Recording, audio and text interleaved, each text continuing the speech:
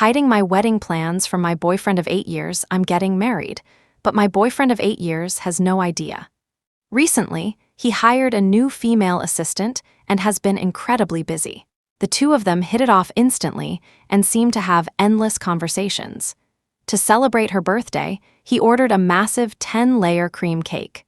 At the party, the cake was smeared everywhere, completely forgetting I'm severely allergic to cream. After being rushed to the hospital and waking up post-emergency treatment, I agreed to my family's arranged marriage. One mom doesn't waste time.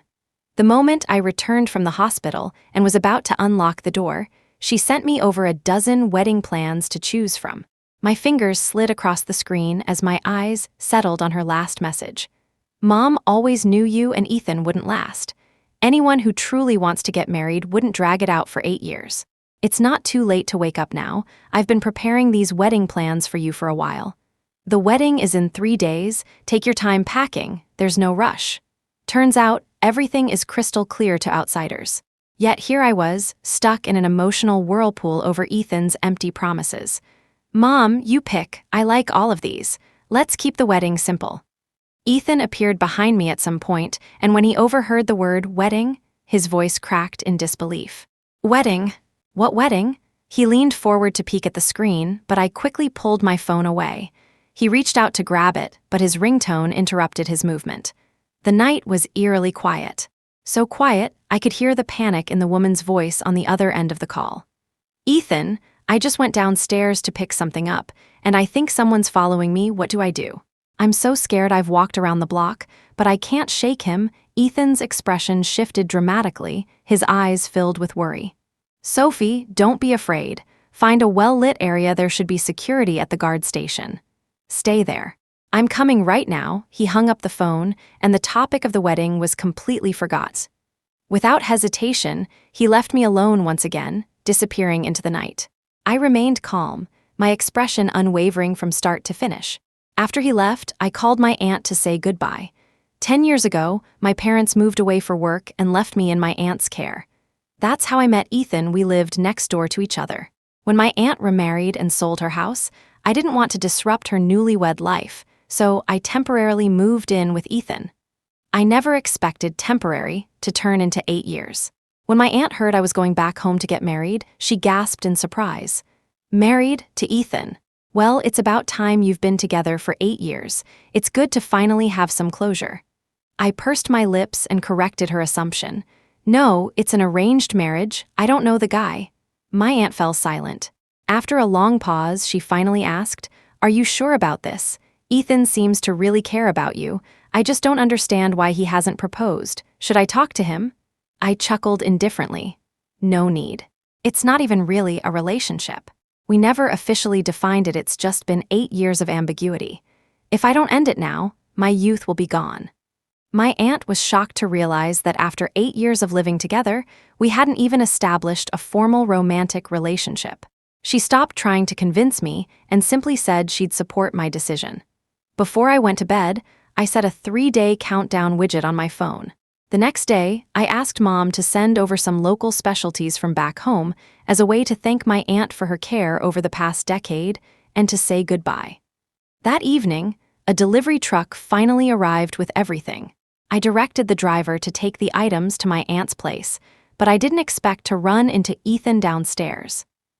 Sophie's delicate figure was trailing behind him, both of them carrying bags of groceries from the store. They looked just like a couple moving in together. My aunt happened to come down to meet me and saw the scene unfold. She was about to confront him when I stopped her. Mom sent these over for you. Be sure to check the expiration dates. Don't let them go bad. I didn't spare Ethan a single glance, but this time, he surprisingly took the initiative to explain. Don't misunderstand, it's just that her old neighborhood wasn't safe, so I helped her find a new place. I didn't expect your aunt to live here too. Why did you buy so much stuff? As I directed the driver to carry the packages upstairs, I replied nonchalantly, You don't need to tell me about your work. Mom bought these. I'm not sure when I'll be back again, so she sent extra. Seeing that I didn't misunderstand his relationship with Sophie, Ethan visibly relaxed. No problem. The northern suburbs aren't far. Just let me know when you want to visit. He still didn't know I was leaving, and I had no intention of telling him. My aunt was about to speak, but stopped herself when she saw how carefully Ethan was looking after Sophie. Her expression darkened. The four of us stood there in awkward silence until Sophie finally complained about being tired. Ethan immediately jumped in, instructing the driver to pause the delivery. He said he didn't have much to move and asked if he could use the elevator first. Looking at the bags of groceries in his hands, I stepped aside to let him through. Ethan seemed surprised by my response, but quickly rushed into the elevator with hurried steps. As the elevator doors closed, I seemed to catch a glimpse of my old self in Sophia. Back then, my aunt had just moved, and Ethan was just as eager, running errands for me and taking care of everything. He moved all my belongings into his place and smiled warmly, saying he was preparing to welcome the future lady of the house. My aunt stood nearby, a bit regretful, and said, "Are you sure I can't ask? You've known each other for so long. If you ever break up over a misunderstanding, it would be such a shame." I shook my head. "No need, there's no misunderstanding between us. He never lets misunderstandings linger overnight. If he doesn't explain, then that's his answer." Actually, Ethan and the others didn't buy much, so everything could have been moved in one trip. But even after I finished delivering things to my aunt and saying goodbye, I didn't see him downstairs. Out of courtesy to an old friend, I took out my phone and sent him a message asking when he'd be back. As soon as I sent it, he replied with a voice message. When I played it, Sophia's lively voice came through. "Liv, Ethan's helping me sort out the electrical wiring at my place. The house hasn't been lived in before, so there's a lot that needs fixing. You should head back first. I don't want to waste your time." Just as I was about to put my phone away and call a cab, she sent another message. "Liv, please don't overthink it. Ethan is just helping me out a bit. He feels sorry for me living alone in this big city." Thinking about my parents who had been living apart for years, I swallowed my words and closed the chat window. After getting into the car, I stared out of the window in a daze until Ethan's call came through. "Why were you so harsh with Sophie? She's my subordinate. What's wrong with helping her find a place to live? The company hasn't provided housing yet. It's only right for me to lend a hand." "Olivia, when did you become like this? At your birthday party, you kept a cold face, said you weren't feeling well, and left early. I haven't even had the chance to call you out for that. And now you're starting something again today." Through the receiver, I heard Sophia's pitiful sobs. Her behavior in front of me was a far cry from the sweet and innocent persona Ethan described. I took a deep breath, finally understanding her intentions, but I couldn't be bothered to defend myself. "All right, it's my fault. I was just asking. You carry on. I'm already home and didn't wait for you." Ethan's unfinished complaints were stifled by my lukewarm response. I hung up the phone just as the car arrived at the entrance to my apartment complex. After getting out, I saw the company's work group chat buzzing with notifications.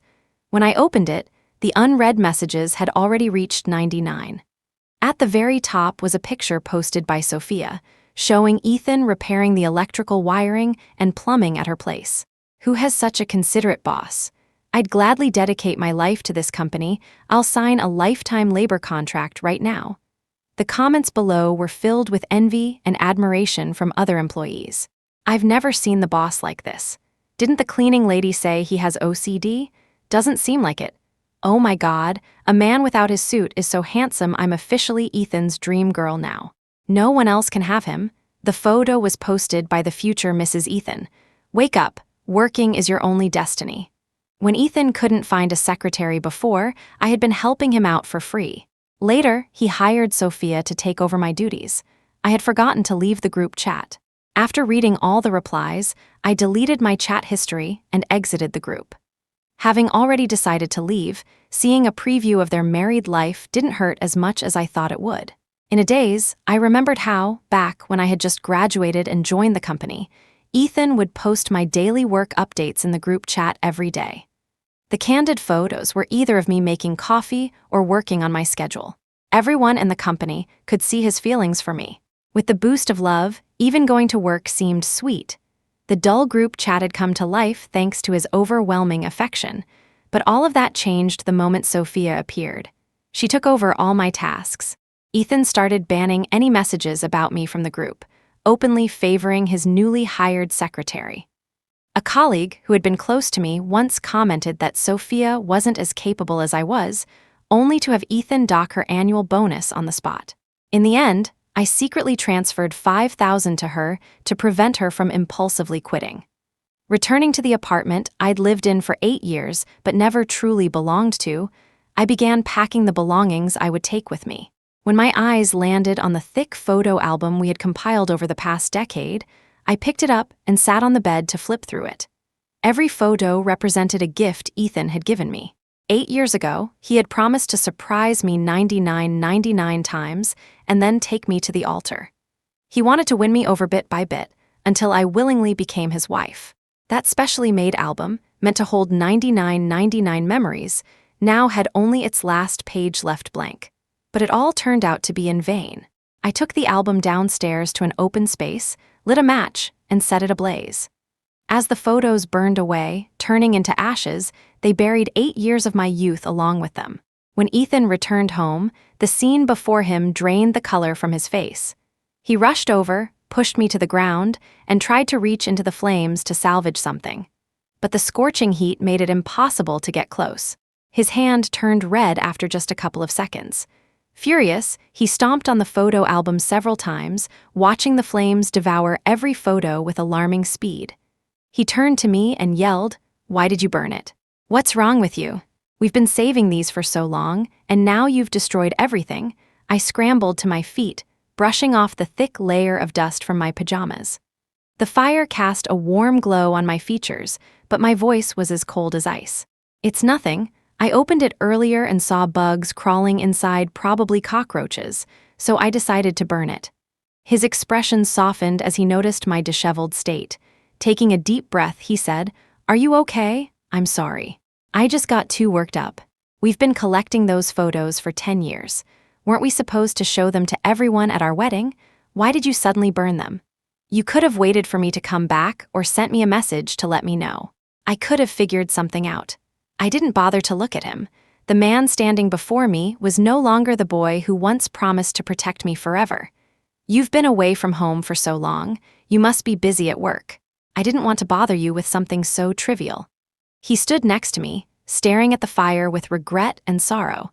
The irony couldn't have been more glaring. He was the one who had sacrificed 10 years of our relationship for another woman, and now he was playing the role of the devoted partner. I turned away, ready to leave. But he mistook my indifference for sulking and grabbed my arm, pulling me into his embrace.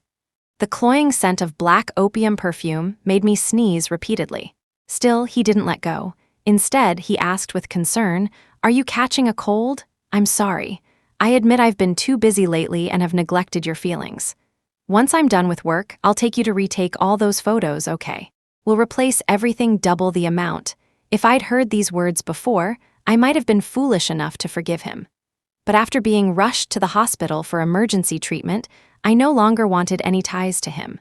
The fact that he could forget my life-threatening allergy for another woman made it clear that this relationship was over. Once he calmed down, I firmly pried his arms off me. "There's no need to apologize. If you really feel sorry, how about throwing me a birthday party instead?" In the past, my birthday parties were always incomplete because of my allergy to cream, leaving the celebrations lacking. But with my departure looming, I wanted to experience it one last time with him involved. Hearing my seemingly simple request, a flicker of panic crossed his face, followed by unease. After nodding in agreement, he was about to ask me something when his phone rang. Glancing at the caller ID, he hurriedly explained, "It's something from work. I need to handle it. Don't wait up for me tonight. I promise I'll keep my word about the party, don't overthink it." Even as he spoke, he was already taking steps backward. By the time he finished his sentence, he was dozens of feet away. I knew it was the ringtone he had set specifically for Sophia, but I didn't bother calling him out on the lie. The next morning, the party planners arrived at the house. Along with them came Sophia.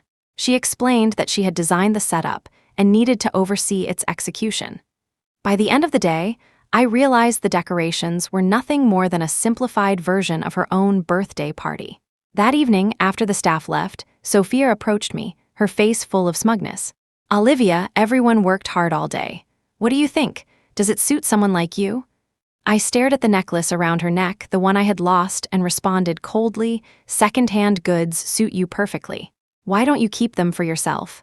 Before I could finish speaking, she glanced to the side and suddenly picked up a crystal ornament from the cabinet, smashing it onto the floor.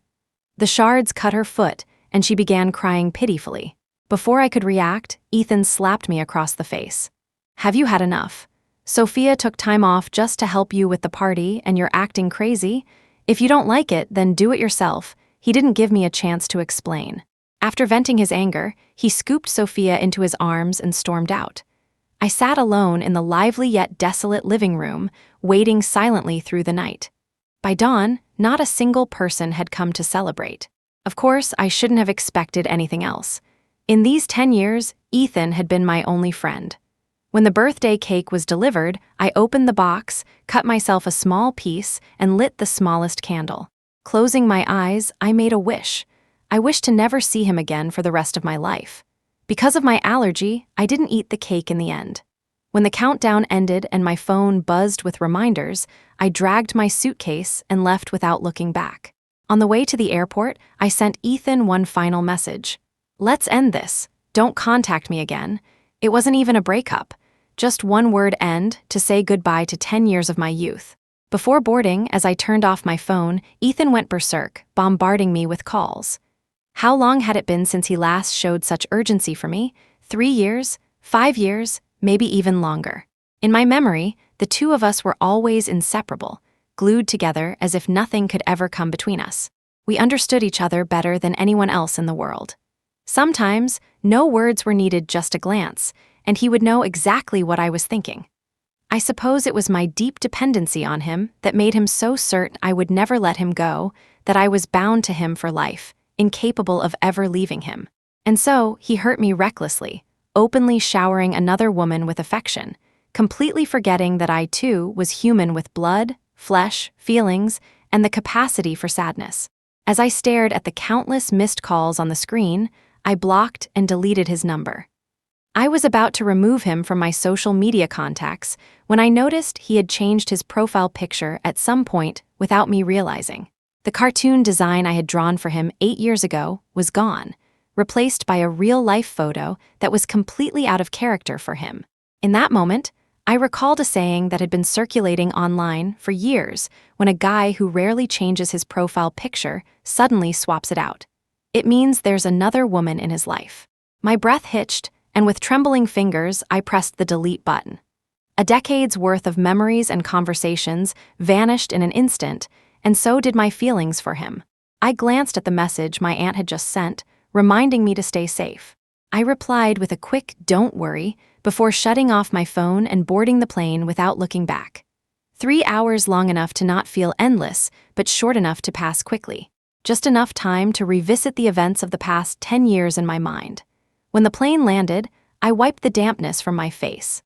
After carefully examining my reflection on my phone screen to ensure there was no trace of tears, I stepped out of the airport.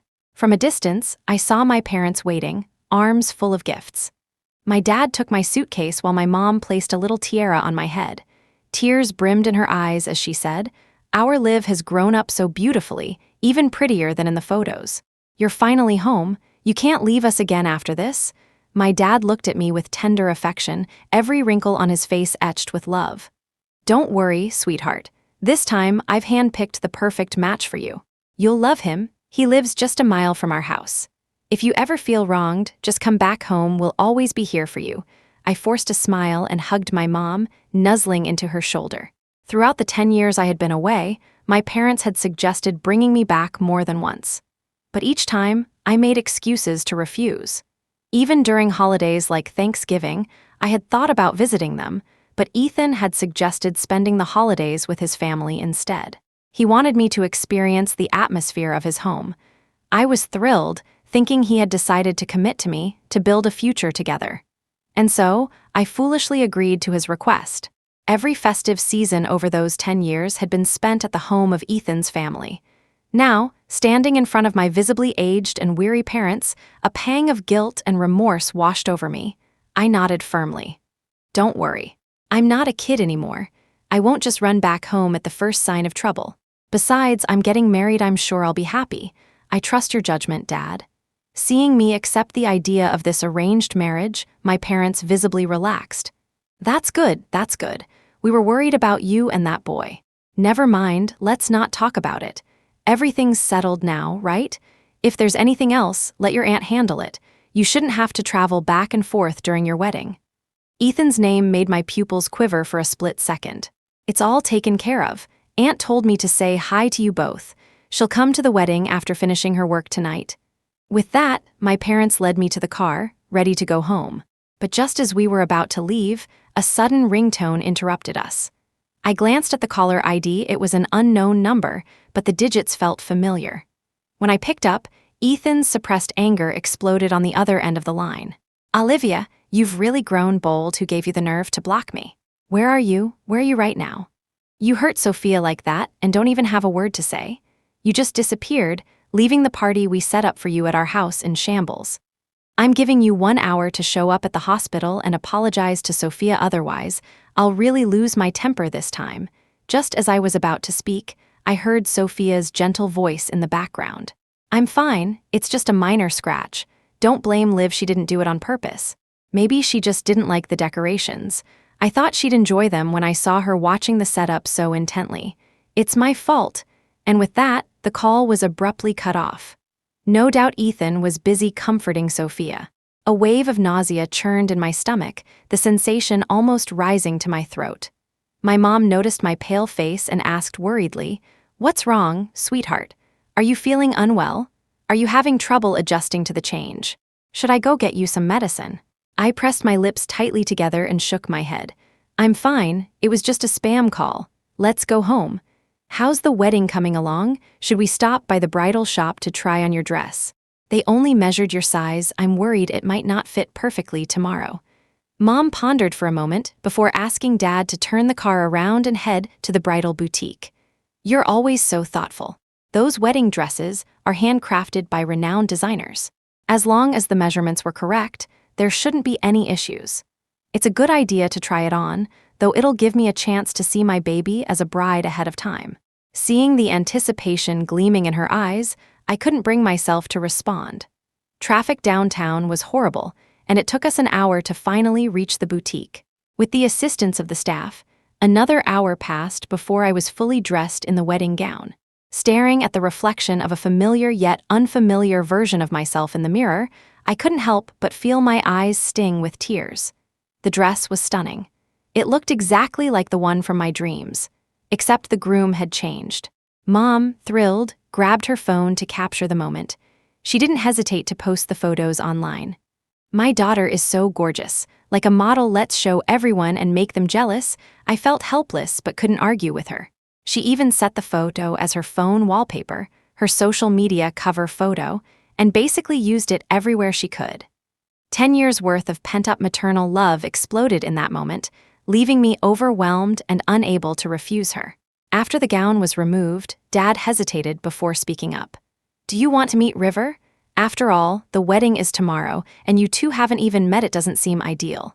I paused for a couple of seconds before declining his suggestion. No need. I trust your judgment, Dad. Mom, perceptive as always, noticed my mood dip and shot Dad a look, silently instructing him not to bring it up again. Once we were back in the car, my aunt suddenly called. Liv, have you told Ethan about your return? He doesn't seem concerned at all. Just now, I saw him helping that little vixen upstairs. I bumped into them by the elevator. I was this close to tearing her face apart. No wonder he hadn't tried to contact me all this time. He was busy escorting Sophia home. I lowered my gaze, hiding the emotions flickering in my eyes. I didn't tell him, only mentioned that we were parting ways. After all, there was never a formal confession between us. At most, he's just a friend. There's no need to inform him about my wedding plans. My aunt sighed on the other end of the line. All right, I don't understand you young people. I've booked a red-eye flight. Should be able to make it in time for the wedding. Thanks, Auntie. Safe travels. After hanging up, Mom was boiling with anger beside me. 10 years, and he couldn't even give you a proper confession? You wasted a decade on someone like that. If I had known, I would have pushed you to come back and get married much earlier. What a piece of work, you always spoke well of him in front of us. I thought you were genuinely happy. How dare he treat my daughter like this? I gently patted Mom's hand, trying to soothe her. I wasn't lying to you. At the time, I really was quite happy. Before Sophia appeared, everything was fine. We were so close to reaching the finish line of happiness.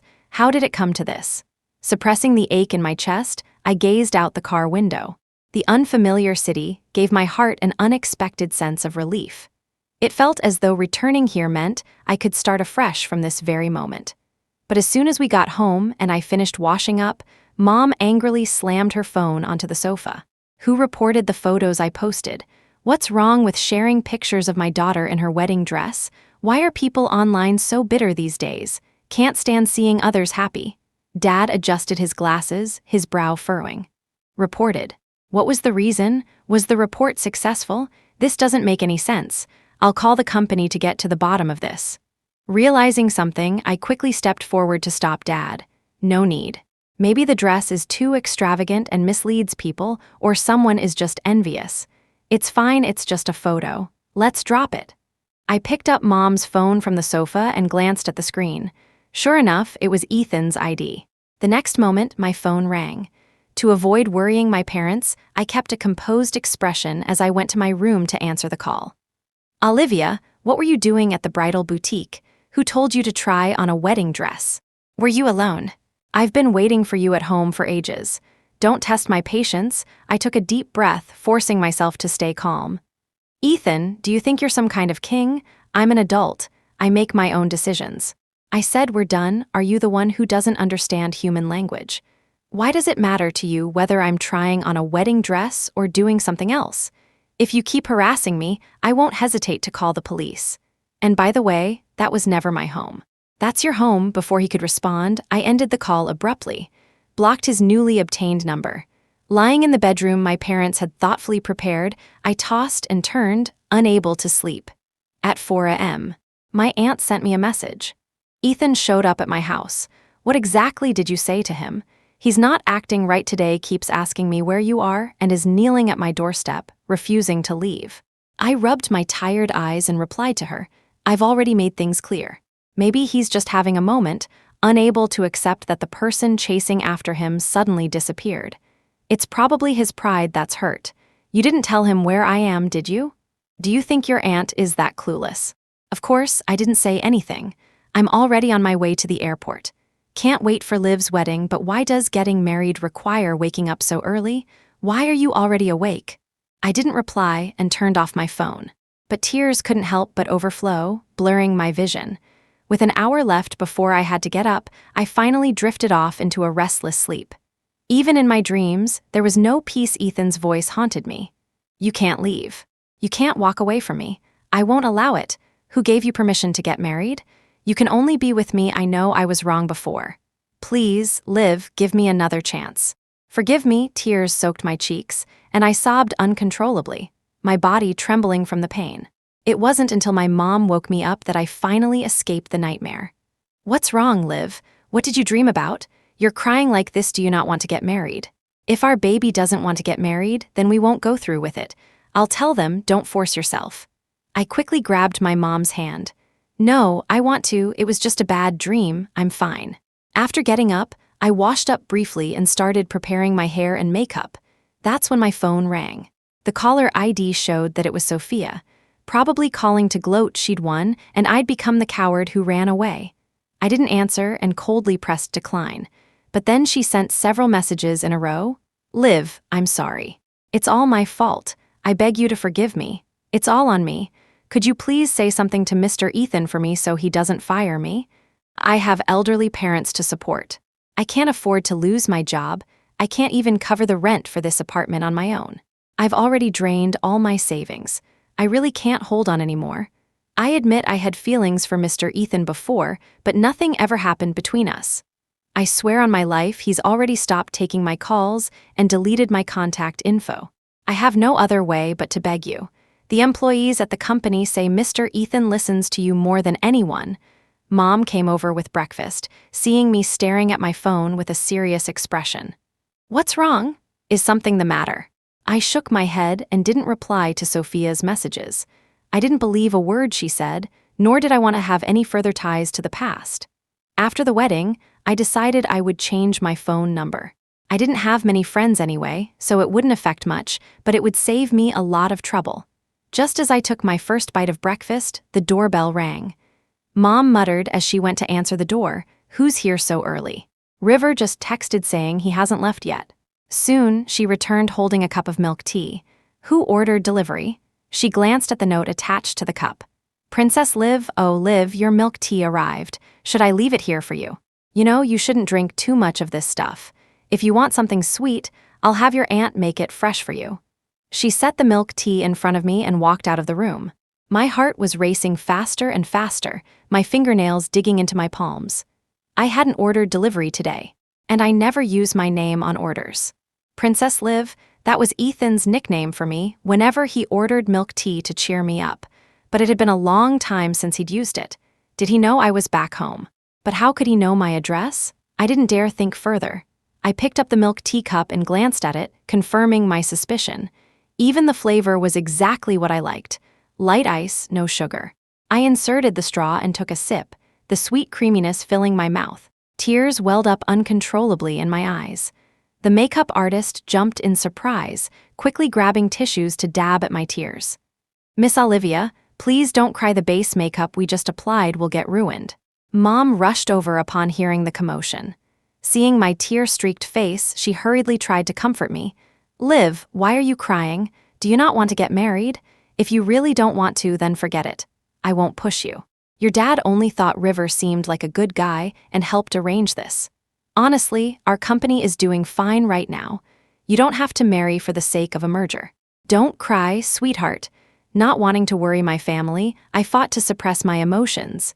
Even as my chest tightened with grief, I forced myself to let the makeup artist continue. "Mom, don't worry. I'm just going to miss you and Dad, I'm okay."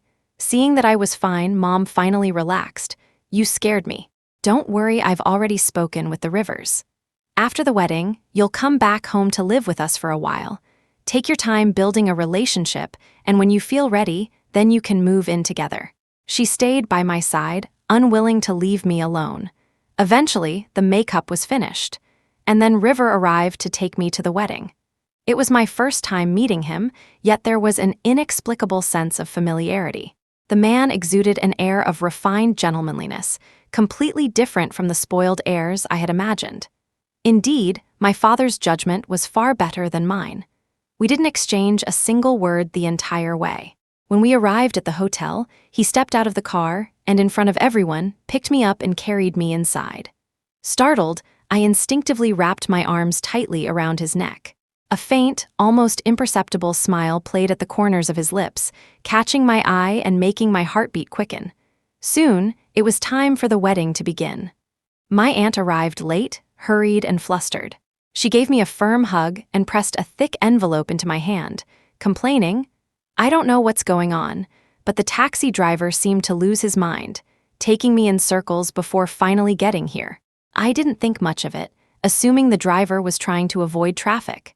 I told her to rest, then took my place on the stage. Yet, from the moment I stepped into the venue, an inexplicable unease had gripped my heart. When the ceremony reached the exchange of rings, an angry shout rang out from outside the door. "Stop, I don't agree to this." The next moment, Ethan's tall figure burst into the room, commanding everyone's attention. My parents' expressions darkened immediately, and they ordered the security guards to remove him. But Ethan, usually so concerned with saving face, was uncharacteristically confrontational today. He fought the guards ferociously, taking them down one by one, and rushed to the stage. Stretching his hand toward me, he pleaded, "Liv, you can't marry him. You're meant to be my bride. I know I was wrong before. I admit all my mistakes. Please give me a chance, will you? I'm begging you." His voice trembled. "From now on, I'll celebrate every birthday with you. If you want cake, I'll buy it for you. I remember you're allergic to cream after you make your wish. I'll eat it for you, okay? Just come with me today. If you come with me, I'll agree to anything you want." Listening to his desperate pleas, so similar to the ones I'd heard in my dreams, I felt nothing. River noticed my lack of response and stepped forward, positioning himself directly in front of me to block Ethan's gaze. Then he turned to the side and calmly ordered the bodyguards to remove him from the venue. The bodyguards from the River family were far more skilled than the hotel security. In no time, they had dragged Ethan away. I watched coldly as he was reduced to an unprecedented state of humiliation and misery. Once he disappeared from sight, I turned back and exchanged rings without hesitation. The brief disruption to the wedding was quickly brushed aside with a joke from the officiant. After the ceremony ended and we finished mingling with the guests, River reminded me to deal with Ethan. I nodded, lifted the hem of my gown, and stepped out of the hotel. Ethan was sitting on the curb, his face bloodied. The moment he saw me, he gritted his teeth and rushed toward me, dropping to his knees before me. "Liv, please listen to me. I was a fool before, but now I realize how wrong I was. Please give me a chance to make it up to you, please." His voice cracked. "I even brought back the necklace that Sophia stole from you." Look, he opened his palm, revealing the necklace. But the moment he betrayed me, the necklace had lost all meaning. Its ownership was irrelevant now. Anything touched by Sophia or loved by Ethan disgusted me. Seeing my indifference, Ethan grew frantic. "I swear I know I was wrong after you left. I checked the security footage at home. That day, you never laid a finger on her. It was all her staged act. I didn't believe you and fell for her lies. It's all my fault. You can blame me, but you have to give me a chance to make things right. We've known each other for 10 years, grown up together. We promised to walk into marriage together. Have you really forgotten all of that?" Hearing this, I nodded firmly. His eyes dimmed instantly. "Yes," I said coldly. "Let's just say I've forgotten. Let's say it was me who fell out of love first. Think whatever you want. As you can see, I'm married now. I told you before we're done. From now on, there's no reason for us to keep in touch." As soon as I finished speaking, he hurriedly pulled out a photo album from his jacket. It contained 98 meticulously printed photos, like a miniature version of the one I had burned. Before he could say another word, I snatched it from his hands and threw it into the nearby lake. Startled, he dove into the water, desperate to retrieve it. But the album had already vanished beneath the surface, just as our relationship could never be salvaged. Drenched and shivering, he climbed out of the lake, looking utterly defeated. I stared at him impassively and delivered my final words. "Ethan, we were never officially together, but today I'm giving you a formal goodbye. Stop now, before I come to hate you. Let the past 10 years remain in the memories where they belong. Don't ruin the last shred of goodness I have left of you in my heart." With that, I turned and walked away without looking back. River was waiting for me at the hotel entrance. I got into the car with him, leaving Ethan behind, his desperate gaze piercing through the air as we sped away. Goodbye to our 10 years. End of the first story. Subscribe to my channel if you like my stories. Don't miss the second exciting story. Story 2. On the day of the wedding, the groom, Ethan, was nowhere to be seen. Victoria, Ethan's mother, answered a call, announcing that Ethan had been diagnosed with leukemia and was being rushed to the hospital for surgery. In order to save him, I unhesitatingly signed the bone marrow donation form she handed me. I died on the operating table, and our unborn child was lost as well. After my death, my soul left my body, yearning to see the man I had loved for 6 years one last time. What I discovered was Ethan, perfectly healthy, holding his beloved Sophie in our marital bed. "Selling her off finally gave us the money we needed to keep the company afloat," Ethan said, his voice void of remorse. "And now I can finally marry you." It turned out Ethan had faked his illness just to sell my bone marrow, all to elope with Sophie. When I opened my eyes again, I was back on the morning of the wedding day. This time, I vowed to make him pay dearly. Chapter 1. Returning to the wedding scene standing at the wedding venue, I felt none of the joy I had experienced in my previous life. My heart was consumed by hatred. If my memory served, Ethan was currently somewhere with Sophie, making promises of everlasting love. Meanwhile, I was about to face humiliation on what should have been the happiest day of my life, as my soon-to-be husband and his mother would conspire to destroy me. In my past life, I had willingly stepped into this carefully constructed trap. The pain in my chest was unbearable, and I couldn't understand how 6 years of devotion could have led to such a cruel outcome. The image of the two of them entwined together haunted me, but time was of the essence. The most important thing now was to break free from this trap. Only by surviving could I rewrite the story. This wedding was nothing more than a setup. Ethan was never going to show up.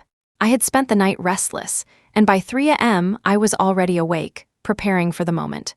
Standing there now, slightly dizzy and unsteady, I grabbed a piece of wedding candy from the table and ate it. To my surprise, Victoria stormed over and shoved me violently. Because of the dress's restrictions, I stumbled and fell onto the ground. "What are you doing? Has our family treated you so poorly that you have to steal from the guests?" She snapped. Suddenly, all eyes turned to me, filled with mockery and judgment. Victoria never treated me kindly in public, claiming it was to prevent me from bullying Ethan in the future.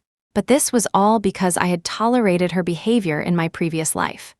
As Ethan's girlfriend, I had always tried to avoid making things awkward for him, wanting to keep the peace. Yet my patience only encouraged her to escalate her cruelty, and Ethan never once stood up for me. The decorations, the wedding favors, every detail of the venue had been arranged by me. I hadn't spared any expense, and the family hadn't contributed a single penny.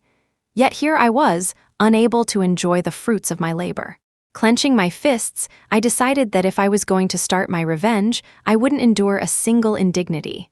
I struggled to my feet and walked back to the center of the hall. "Everyone, the wedding is off. Go home," I announced firmly. Gasps filled the room. My sudden decision to call off the wedding left everyone stunned.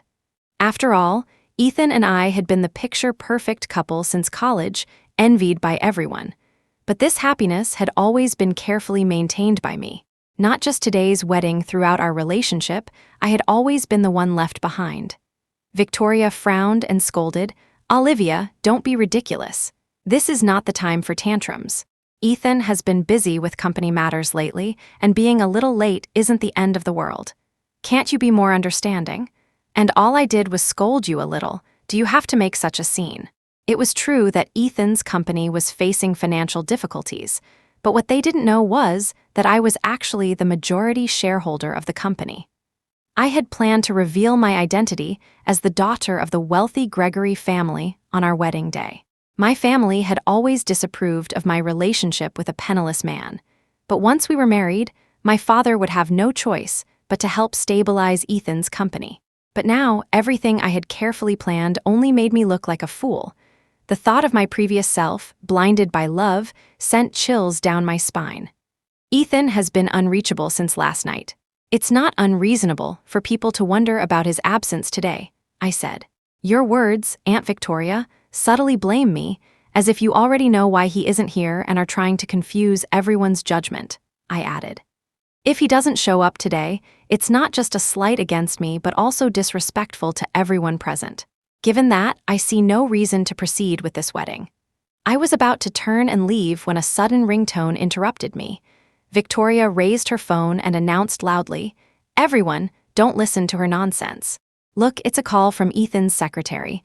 I'm sure something urgent came up." Chapter 2. The call. The moment she answered the phone, Sophie's syrupy voice came through. "Hello, Aunt Victoria.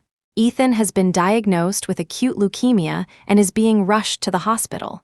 What did the doctor say?" Victoria asked, her voice frantic. "The doctor said he needs a bone marrow transplant urgently, but no match has been found yet. By the way, isn't Olivia the same blood type as Ethan? Perhaps she could donate her bone marrow," Sophie suggested, her tone dripping with insinuation. All eyes turned to me. Victoria stepped forward, reaching for my hand. "Come on, Olivia, you and Ethan share the same blood type. For the sake of all the years you've been together, couldn't you help him out? I'm begging you as a mother." I rolled my eyes and stepped away from Victoria's pleading gesture. In my previous life, it had been the same. When I found out Ethan was in trouble, I let my emotions cloud my judgment and agreed without a second thought. But this time, I simply stood back, coldly watching her perform her little act. The memory of the searing pain, the sound of cold medical instruments echoing in my ears, was still fresh. I wouldn't let them win so easily this time. Seeing my lack of response, Victoria hesitated. Being publicly rebuffed earlier, combined with my lack of cooperation, now caused a shadow to flit across her eyes. She turned toward the rows of relatives seated in the guest section and said, "Everyone, Please help me persuade Olivia. In times of crisis, true character is revealed. Ethan has always treated you so well, Olivia. You can't be an ungrateful wretch now. The relatives, all firmly aligned with the Johnson family, chimed in one after another, echoing her sentiments. I nearly burst out laughing in frustration. Do you people even hear yourselves? I still need to check if I'm a match before I can donate. And by the way, isn't the success rate higher with direct family members? My remark caught them off guard. For a moment, there was silence. Thankfully, some of the friends I had invited began speaking up for me. Exactly why are you pressuring a young woman like this? There are plenty of other people who could be a match. Victoria's face tightened with panic. Her eyes darted around before she suddenly burst into loud, dramatic sobs. You're all ganging up on an old woman like me. The doctor already said she could do it. What are you meddling for? Oh, my poor son, he's my only child. How could fate be so cruel as to pair him with such an ungrateful wife? Seeing her tantrum escalate, I quickly pulled out my phone and called my private doctor. I deliberately put the call on speakerphone and took the microphone from the MC. Clear, precise medical information began playing through the sound system, detailing cases where direct family members were the most suitable donors. I fixed my eyes on Victoria and said, "Did you hear that? I only have one husband, and I hope I never end up with a mother-in-law who would rather see him dead." Realizing she couldn't manipulate me, a cold, dangerous glint appeared in Victoria's eyes. "I'm telling you, Olivia," she snarled, "you're donating that bone marrow whether you like it or not." As soon as the words left her mouth, several burly men surrounded me. They grabbed my arms and started dragging me away. My friends, though few in number, tried to intervene but were easily overpowered. I struggled desperately, but the more I fought, the harder they pulled. I'd be lying if I said I wasn't scared.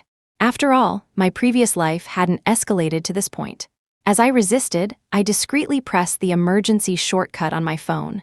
3 presses. Before I knew it, I was at a disturbingly familiar hospital. In my past life, I hadn't even been tested for compatibility before being shoved onto an operating table. The sharp needle piercing my body had sent waves of excruciating pain through me. Ethan had never planned on letting me live. He had wrung every valuable thing out of me before discarding me like trash. The thought alone made my stomach churn. The cruel irony? This hospital was one I had acquired for my company's employees, hoping to provide them with better healthcare benefits. And now, Ethan was using it to destroy lives. The men dragged me into the operating room and threw me onto the surgical table. My back screamed in pain, but I forced myself to sit up and resist. I couldn't die here. Not before I got my revenge. You dare humiliate me in front of everyone. You've got some nerve. Restrain her, Victoria barked, shoving the nearest doctor forward. I dare you to try anything, I said through gritted teeth, staring at the gleaming needle in the doctor's hand. I'm Olivia Smith, heir to the Smith Corporation. The doctor hesitated, clearly unsure. Mrs. Johnson, he said cautiously, she really does have the Smith surname. Others in the room began to falter as well, stepping back. No one wanted to risk the wrath of the Smith family. Seeing no one else moving, Victoria kicked the doctor hard and snatched the syringe from his hand. She stormed toward me, grabbing a fistful of my hair. Don't be cowards, she's no Smith heiress. If she is, I'll kneel right here and bang out 10 apologies. Taking advantage of her closeness, I sank my teeth into her arm. She let out a piercing scream. What are you waiting for? Hold her down, the men moved quickly, pinning my arms and legs. You little brat, how dare you bite me? Victoria shouted, slapping me hard across the face multiple times. I spat out the blood pooling in my mouth and glared at her. I told you, you'll regret this. Incensed, she hit me at least 10 more times before finally stopping. I collapsed onto the table, barely able to move. Look at you, she sneered, laughing cruelly. You're like a dying dog. I, Vicky Johnson, stand by my actions. Let's see how you make me regret this. With that, she grabbed the syringe from the doctor, raising it high above her head. Then, she brought it down toward me. A blood-curdling scream shattered the air, but it wasn't mine. I looked up and saw Walter, the butler who had been with me since I was a child, storming into the operating room and grabbing Vicky's arm. Who dares to be so reckless? From the back of the crowd, a dignified voice rang out. It was my father amidst the chaos earlier. I had taken a gamble to contact him. He strode in swiftly, and as I looked at him, I couldn't stop my eyes from tearing up. In my previous life, after I died, my once tall and strong father had been crushed under the weight of my tragic end, and his hair turned completely white overnight. Seeing him now, still full of vigor, stirred complex emotions within me. The doctor's face had turned pale by this point. "Mr. Gregg, what brings you here?" Victoria finally reacted, quickly putting on a bright smile. "Mr. Gregg, we were just handling some family matters. We didn't realize you'd be gracing us with your presence. May I ask if you have any instructions?" Gregg raised his gaze, glancing coldly at Vicky before letting out a chilling laugh. "If I hadn't come, my daughter would have died at your hands." "What?" Vicky shuddered, her mind racing for a way to respond. She was confident that what she had done earlier hadn't been witnessed. After all, her daughter-in-law had always been obedient to her, so why was she acting so differently today? But at this moment, she had no choice but to gamble again. "Daughter-in-law, it was all a joke earlier. I was just so desperate to save Ethan. You love Ethan more than anyone. Surely you want him to get better too, right?" I watched her changing expressions, knowing that she was trying to use Ethan to manipulate me. She and her son had always been experts at exploiting my weaknesses, but I was no longer the Olivia they used to know. I thought for a moment before replying, "You know, with just a snap of my family's fingers, your son's company could go bankrupt instantly. Do you want me to forgive you?" Vicky nodded vigorously, bowing repeatedly, now completely devoid of her earlier arrogance. But I wasn't about to let her off easily. I grinned and said, "Then, as you just mentioned, kneel and knock your head on the ground 10 times as an apology." I must have looked sinister in that moment, like a vengeful ghost crawling out from the depths of hell. Vicky staggered back and collapsed onto the floor, biting her lip as she thought, "I didn't expect this wretched girl to actually be part of the Lynn family. For my son to climb to the top, I'll have to retreat for now. Once Olivia marries into the Ethan's family, I'll have her completely under my control." I watched as Vicky, full of humiliation, forced herself to kneel and knock her head on the ground over and over. The madness inside me grew unchecked. When she raised her head again, there were tiny beads of blood on her forehead. Weakly, she spoke, "Daughter-in-law." "Call me Miss Lynn," I interrupted coldly. "Miss Lynn, is this enough? I'm sorry. Not forgiven." Vicky's shocked face turned upward, meeting my mocking gaze. She seemed to realize something and reached for her phone to call for help, but with just one look from me, Walter stepped forward and kicked her phone away. "Confiscate her phone and take her downstairs for compatibility testing. She is not to leave the hospital without my permission." At my command, Vicky was immediately gagged and taken out, followed by the others. I wasn't ready to reveal my identity just yet. I wanted to drag Ethan into hell step by step. Soon, the operating room was empty except for my father and me. I calmed myself and looked at Gregg, speaking resolutely. "I don't want to marry Ethan anymore." Gregg sighed, said nothing, and simply walked over, draping a comforting arm over my shoulder. "Good girl, let's go home." Sitting in the car on the way home, I felt like I was in a dream. My father's broad shoulders gave me an immense sense of security. Thank goodness it's not too late. Thinking back to my previous life, when Ethan had hunted me down even after my death, leaving my parents unable to live peacefully in their old age, hatred gnawed at my heart. I clenched my fists tightly. I would make them pay this time. Back at the house I knew so well, I recounted the day's events to my parents. My mother, wiping her tears, held my hand tightly. "I always knew Ethan wasn't someone you could trust your life to. I can't believe they dared to do something like this. I'll have every company in the city blacklist him immediately. Anyone who dares treat my daughter this way doesn't deserve to live," my father said angrily, standing up for me. I was touched, but quickly objected. "Mom, Dad, I know you're worried about me, but let me handle this, okay? I won't let history repeat itself, but I also don't want him to get off so easily." After much persuasion, they reluctantly agreed. They didn't know what I had been through, only that they wanted me far away from that scumbag as soon as possible. Looking at their still youthful faces, I swore to myself that I would never let them worry about me again. After dinner, I returned to my room. In my previous life, I had endlessly chased after Ethan, leaving me no time to even return home. Lying on the soft bed, tears threatened to fall once again. How could I not feel hurt? The man I had shared my life with for 6 years turned out to be a monster. Deep down, I had always suspected there was something between him and Sophie, but my love for him became his shield. Breaking someone's heart is already unforgivable, but to end up wanting my life, that's a crime I could never overlook. I cleared my thoughts, spent the entire night thinking, and finally came up with my revenge plan. The next morning, I dragged myself downstairs for breakfast, dark circles under my eyes. Normally, I would sleep in until I woke naturally, so my parents were a bit surprised to see me up this early. I ran over to my mom, Victoria, and playfully whined, "I just wanted to spend more time with you both." After a warm morning with my family, I got ready to head out. I asked Walter, our butler, to drive me to the house Ethan and I shared as newlyweds. Walking into the house, memories surged back uncontrollably. Every inch of this place had been carefully decorated by me. I had once dreamed of our child being born here, of us living happily ever after as a family. But now, suppressing the nausea rising in my throat, I took deliberate steps toward the master bedroom. If I remembered correctly, in my previous life, I had died in the hospital the day before. And the two of them had already begun their sordid affair here in this very room. Opening the door, a sickening stench of sweat and filth struck me.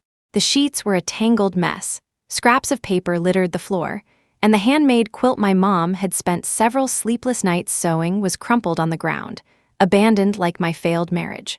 I sighed, suppressing the urge to destroy everything in sight and carefully set up cameras throughout the room. I couldn't let my emotions get the better of me. The most important thing now was to gather evidence. Once I had finished, I went to the living room and sat on the couch, waiting quietly for Ethan to return. I hadn't been sitting for long when I heard the sound of laughter and playful banter outside the door. Soon after, the jingle of keys turning in the lock followed. A girl's voice was filled with excitement, as though this was nothing more than a blissful honeymoon for the happy couple. The moment Ethan opened the door, he froze, his face draining of color as he saw Olivia sitting on the couch, smiling warmly at him. He nearly bolted right then and there. I knew exactly why he was panicking, because I had no business being here right now. Thinking of this, I got up first and spoke with concern. "Ethan, are you all right? I was so worried about you." Seeing that I wasn't immediately accusing him, Ethan cautiously continued, "Olivia, what are you doing here? What kind of question is that? Isn't this my home? But what about you? Why aren't you resting in the hospital? You had me worried sick." Right. The doctor said it was just the early stages, so I didn't need to stay at the hospital. So I came home," Ethan stammered, clearly nervous. "And where's Mom?" I nodded knowingly. Of course, he had a reason for asking because Victoria was supposed to handle everything regarding me yesterday. Feigning confusion, I replied, "I'm not sure. Yesterday, I went to the hospital hoping to save you, but the doctor said I wasn't a match." After hearing that, "Your mom left with the doctor, and I haven't been able to reach her since." "That doesn't make any sense," Ethan muttered to himself. Of course, it didn't make sense because they were all in on it. Whether I was a match or not, they would never have let me go. I let out a heavy mental scoff but kept my expression one of worry. "What do you mean? You don't believe me now? After all the worrying I did for you yesterday?" Ethan snapped out of it. No, of course I believe you. I know my wife is the best to me." As he spoke, his gaze nervously flicked toward the master bedroom. I decided to scare him a little. "What's wrong? Got someone hiding in there?" The slight color that had returned to Ethan's face drained away again. I had no interest in hearing his half-baked excuses.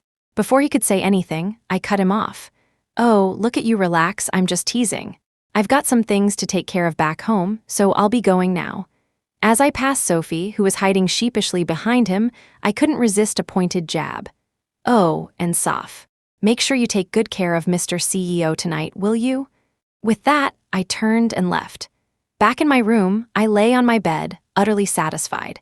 It had been so long since I'd enjoyed such a peaceful moment without a man to run circles around. Just as I was deciding where to go shopping the next day, my computer's surveillance software pinged with an alert. Instantly energized, I sat up and moved to my desk. Turning on the monitor, I saw Ethan and Sophie sitting on the bed, deep in conversation.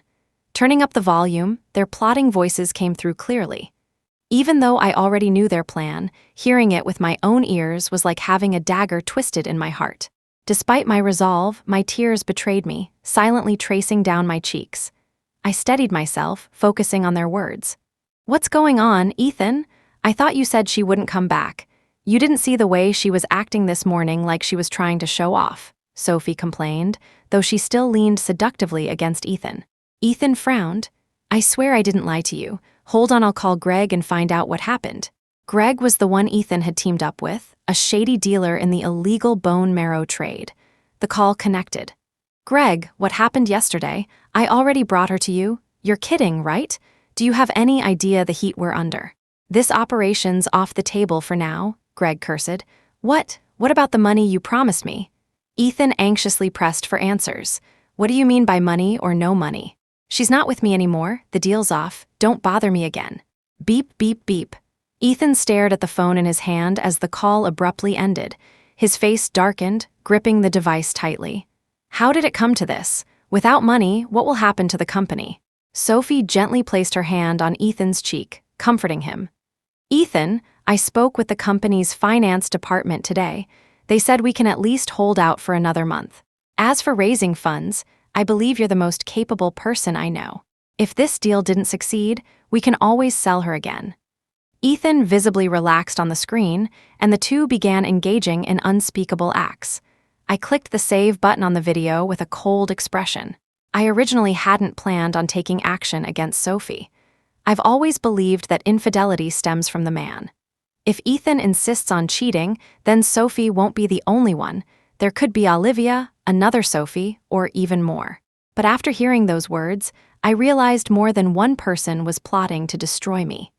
Fine, since Sophie enjoys selling others, I'll make sure she gets her share of the reckoning. For the past few days, I've been consumed with thoughts of revenge against the scumbag and his mistress, nearly forgetting about the company. When Ethan graduated, he couldn't even land a job. With his inflated ego and complete lack of practical skills, achieving anything significant was out of the question. But back then, I pitied him and cared deeply for his pride, pulling strings with my family to secretly arrange a position for him in the company. The company's current financial troubles were entirely expected. I never intended for Ethan to achieve anything. I simply hoped we could end up together as lovers. This time, I had planned to covertly help him through the crisis and reveal everything to him after we got married. But now, this ridiculous drama has unfolded. I called the company to understand the situation and learned it had become a complete mess. Many of the capable senior employees I had originally recruited had voluntarily resigned. Sophie's rampant control over the company had turned sucking up to the boss into a trend. Frustrated, I cut off the person reporting to me mid-sentence. Contact the former senior employees and invite them to my other company under my name. Explain the situation to them, and stop assigning any work to Ethan. I don't want this company anymore. Keep this matter confidential. I decided to leave the company intact for appearances while transferring all other business activities. By the time everything was settled, it was already past 1 in the morning. Heading downstairs, I found Gregory still awake. I approached him, leaning on his shoulder. "Hey, old man, why are you still up this late? You little rascal, have some respect. What about you? You're not asleep either. That's different. I want you to age slower so you can stay with me longer." I pressed my cheek against his. Gregory set down his newspaper and studied me carefully. "Something feels different about you, Olivia. Have you grown up? Starting to care about us now? You don't need to worry about us. As long as you're happy and healthy, your mother and I are satisfied." My nose stung with emotion, and I couldn't help but embrace him tightly. "Hey now, you just said you've grown up. Why are you acting like a little girl again?" I didn't reply, just held onto my beloved old man tightly. The company's issues had been temporarily resolved, preventing further deterioration. I secretly monitored Ethan's phone to ensure he wouldn't contact anyone else. Ethan's most prized possessions were his career and his reputation, and I intended to strike him where it hurt the most. Time was running out, and we were nearing the 1 month left Sophie had mentioned. Ethan was as frantic as an ant on a hot plate. After all, without money, how could he continue his cozy life with his dear sister Sophie? Sophie wasn't exactly a saint either. Back when Ethan was still the boss, he spent tens of thousands of dollars every month to cater to his beloved. Now, With the company hemorrhaging cash, Sophie had begun throwing tantrums at him. Gradually, the once prized beloved became a burden. Ethan's face was etched with worry, unable to spare the energy to appease Sophie. Surprisingly, he started thinking about me, his neglected wife. For the past month, I've been carefully crafting the illusion of the company's poor performance, pretending we were on the brink of starvation. Ethan lived off bread and pickles every day, a pitiful sight. Meanwhile, I decided on a whim whether to help him with a meal. One evening, after enjoying a hearty dinner at home, I brought some leftovers to Ethan. For good measure, I even bought a few bottles of his favorite wine. Ethan devoured the leftovers ravenously, and I couldn't help but feel disgusted, questioning how I ever fell for such a man. Unable to watch him any longer, I opened a bottle of wine and handed it to him, drinking alongside him. After a few rounds of drinks, Ethan's gaze softened, his eyes revealing a hint of affection. "Olivia, you were by my side when I started my business, and now, even in my downfall, you haven't abandoned me. Having you here is truly a blessing." I deftly avoided his attempt to grab my hand and began my performance. "We've been together for 6 years. If I don't stand by you, who will?" That sentence was half true. Half came from the Olivia who had genuinely loved him in the past, and half from the Olivia who had clawed her way back from hell. "Ethan, do you know Mr. Yates? At the gala last time, he secretly asked for my contact information and then offered me $50,000 for one night." Everyone knew the Yates family ranked second only to the Lynn family among the wealthy elites. What wasn't widely known was that Mr. Yates had a notorious reputation for his extravagant lifestyle, with much of his assets shrouded in mystery. This was my opportunity to kill 2 birds with 1 stone, taking down a competitor for the Lynn family while advancing my own plans. "Really? Would you do it for me, Olivia?" Ethan's eyes, once warm and gentle, turned cold. Of course I would. Not a chance. Before me, Ethan had slumped over the table, unconscious. I dialed Walter's number. "Walt, everything's ready on my end. How about yours?" It was only 10 p.m., and the night was still young. I arrived at the agreed venue, where Walter was already waiting in the lobby. After exchanging a glance, I gracefully ascended to the stage. "Everyone's here.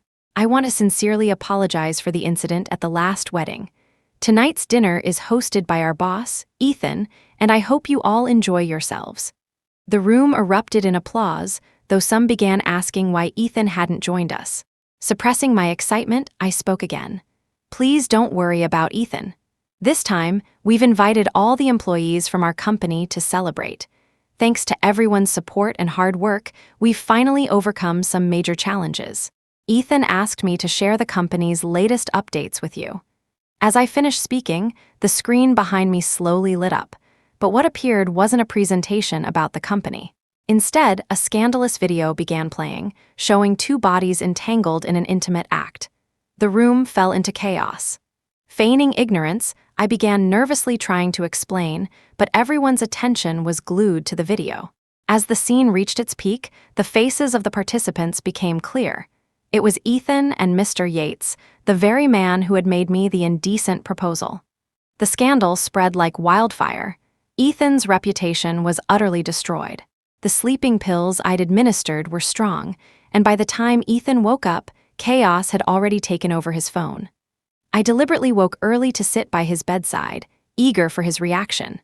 When Ethan saw the messages, perhaps exhausted from the prior night's events, he rolled his eyes and nearly fainted again.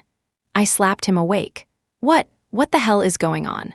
"I need to go to the hospital," Ethan shouted, his eyes bloodshot and voice roaring in fury.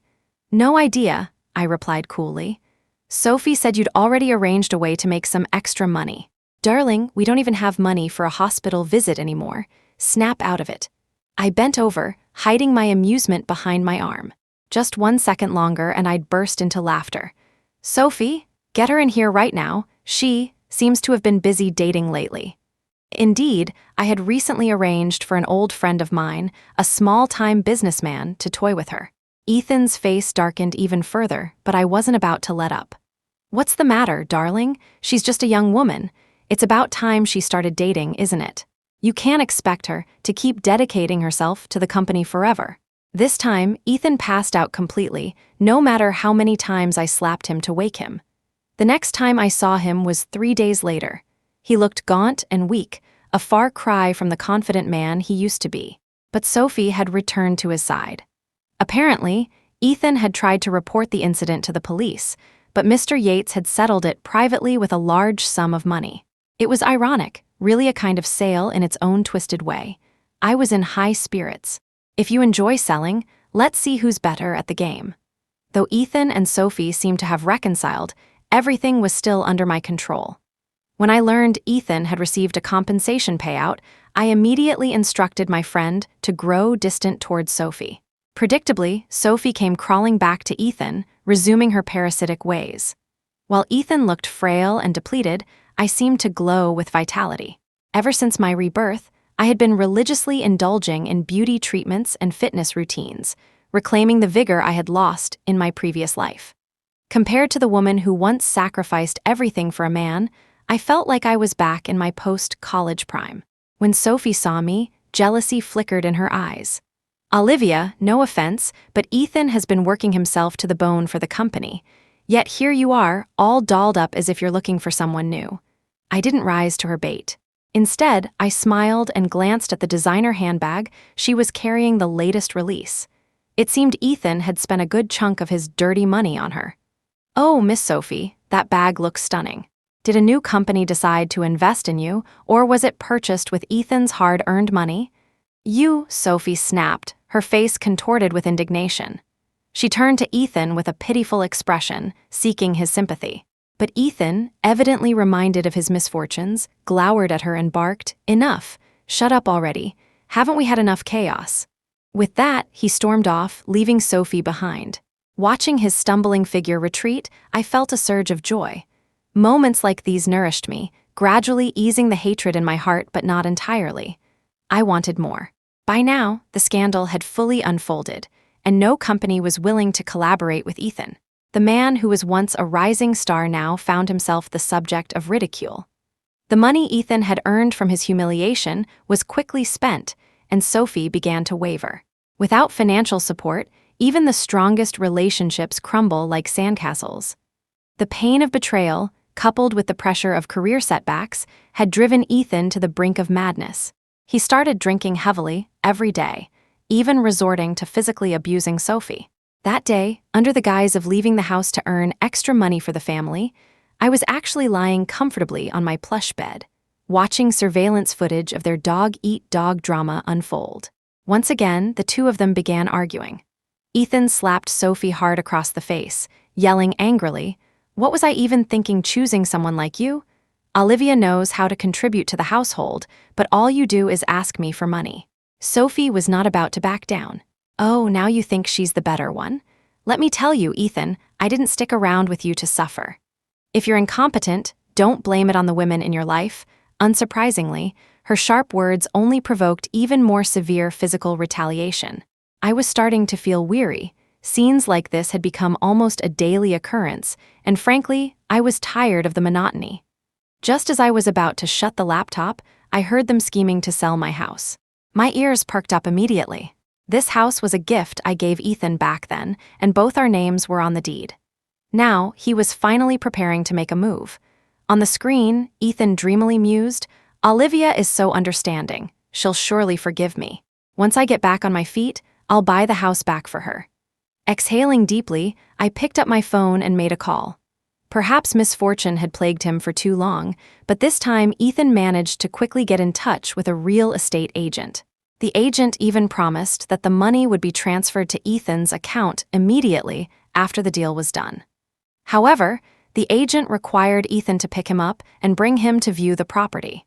Clouded by his excitement, Ethan didn't think twice before leaving the house with Sophie. As soon as they were out the door, I arrived at the house with my team. If he dared to sell my house without my permission, I was determined to make him pay. Grabbing a hammer, I went on a rampage, smashing every corner of the home until it was nothing but rubble. All traces of the past were obliterated. I had a feeling that soon, this absurd relationship would come to an end as well. When Ethan returned with the real estate agent I had arranged, they were greeted by the sight of utter destruction. Both Ethan and Sophie stood at the doorway, dumbfounded. Before they could explain, The agent, following my instructions, gave them both a thorough beating, accusing them of wasting his time by trying to swindle him with a gutted house. Though confused, Ethan knew he was in the wrong. Exhausted from everything that had transpired, he no longer had the energy to call the police. Lying amidst the wreckage, Ethan burned with a high fever, staring blankly at the ceiling. Could it have been Olivia? Ever since she came back from the hospital that one time, everything seemed to have changed. Just when I thought there was nothing left to torment Ethan with, Walter handed me a medical report. My spirits soared. It was confirmation that Olivia's mother was a match for the transplant. Another plan began to take shape in my mind. I returned to the gutted house, where Ethan was delirious from the fever. I shoved fever medicine into his mouth, and after a long while, he finally stirred awake. Seeing him regain consciousness, I immediately dabbed at my eyes, feigning tears. "Honey, what's happened to our home? Did you offend someone outside? I had to spend today's entire paycheck just to buy you medicine." "Olivia, every time I'm down and out, you're the one who stays by my side," Ethan said, his eyes tinged with a rare hint of gratitude. "Honey, are you in the late stages of leukemia?" I covered my mouth to stifle a laugh. Ethan frowned, unsure of how to admit that this was actually a lie he had told me. I shook my head in despair, turning and running out of the room. Once outside, I made another phone call. As Ethan lay in bed, his mind replayed the image of Olivia grieving over his supposed illness. He couldn't believe it, this woman truly loved him. After college, Ethan thought he'd never find true love again, so he settled for Olivia, who seemed like a decent match. But he hadn't expected his first love to reappear last year and rekindle old feelings. He made the mistake every man makes, but Olivia, despite it all, had remained steadfast by his side. Thinking of this, Ethan's eyes glimmered with something unspoken. Soon, Ethan received a phone call. It was his long-lost friend Alex.